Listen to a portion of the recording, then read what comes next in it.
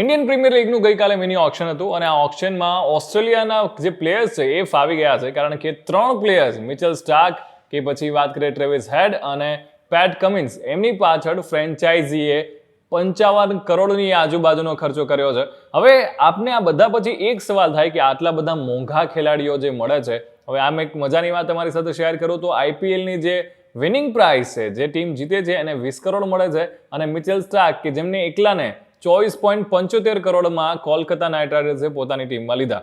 પણ પ્રશ્ન તો એ આવીને ઉભો રહે કે શું જેટલા પણ પૈસા એ ખેલાડીને ખરીદવામાં આવ્યા છે, શું ખરેખર આટલા પૈસા એમને આપવામાં આવે છે? તો તમને વાત કરું કે જો ઇન્ડિયન પ્લેયર્સ હોય કે જેને ફોર એક્ઝામ્પલ આપણે વાત કરીએ કે કોઈ એક ખેલાડીને 15 કરોડ મળ્યા છે, તો 15 કરોડ એને મળશે? ના, એવું નથી હોતું.